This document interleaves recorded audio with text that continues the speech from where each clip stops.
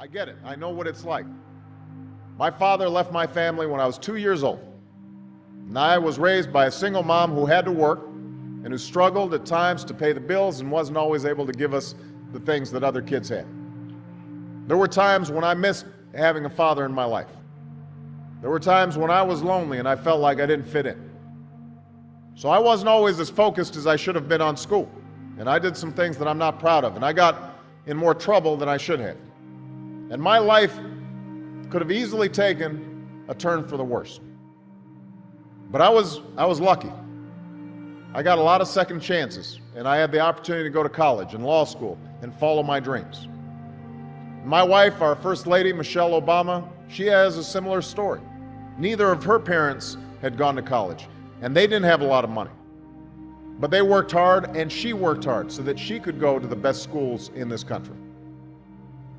But some of you might not have those advantages. Maybe you don't have adults in your life who give you the support that you need. Maybe someone in your family has lost their job and there's not enough money to go around. Maybe you live in a neighborhood where you don't feel safe or have friends who are pressuring you to do things you know aren't right. But at the end of the day, the circumstances of your life, what you look like, where you come from, how much money you have, what you've got going on at home, none of that is an excuse for neglecting your homework or having a bad attitude in school. That's no excuse for talking back to your teacher or cutting class or dropping out of school. There is no excuse for not trying. Where you are right now doesn't have to determine where you'll end up. No one's written your destiny for you. Because here in America, you write your own destiny. You make your own future. That's what young people like you are doing every day all across America. Young people like Jasmine Perez from Roma, Texas. Jasmine didn't speak English when she first started school. Neither of her parents had gone to college. But she worked hard, earned good grades, and got a scholarship to Brown University, as now in graduate school studying public health, on her way to becoming Dr. Jasmine Perez. I'm thinking about Andoni Schultz from Los Altos, California, who's fought brain cancer since he was 3. He's had to endure all sorts of treatments and surgeries, one of which affected his memory, so it took him much longer, hundreds of extra hours to do his schoolwork. But he never fell behind. He's headed to college this fall. And that's why today I'm calling on each of you to set your own goals for your education and do everything you can to meet them. Your goal can be something as simple as doing all your homework, paying attention in class, or spending some time each day reading a book. Maybe you'll decide to get involved in an extracurricular activity or volunteer in your community. Maybe you'll decide to stand up for kids who are being teased or bullied because of who they are or how they look. Because you believe, like I do, that all young people deserve a safe environment to study and learn. Maybe you'll decide to take better care of yourself so you can be more ready to learn.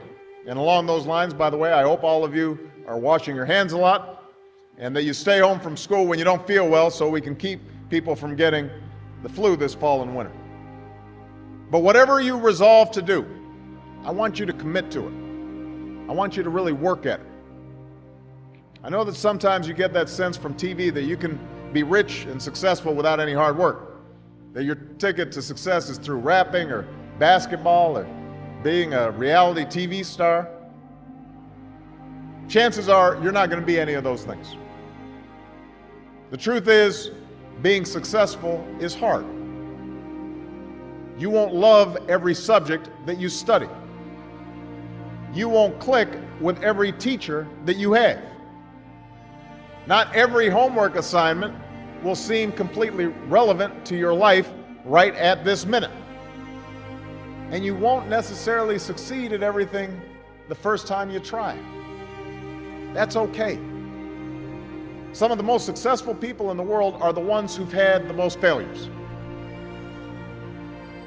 J.K. Rowling, who wrote Harry Potter, her first Harry Potter book was rejected 12 times before it was finally published.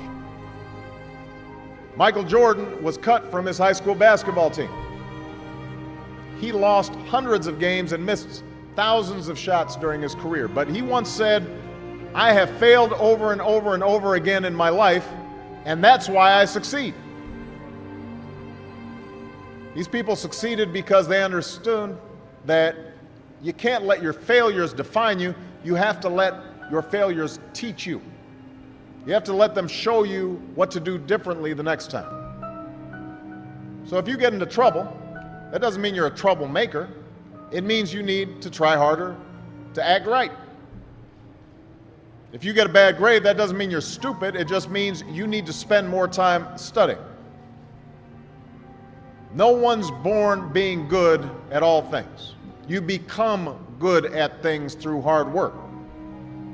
You're not a varsity athlete the first time you play a new sport. You don't hit every note the first time you sing a song. You've got to practice.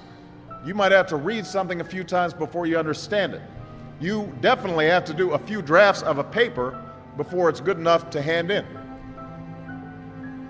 Don't be afraid to ask questions. Don't be afraid to ask for help when you need it. I do that every day.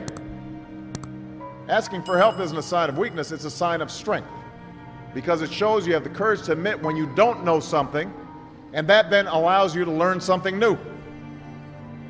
So find an adult that you trust, a parent, a grandparent, or a teacher, a coach, or a counselor, and ask them to help you stay on track to meet your goals.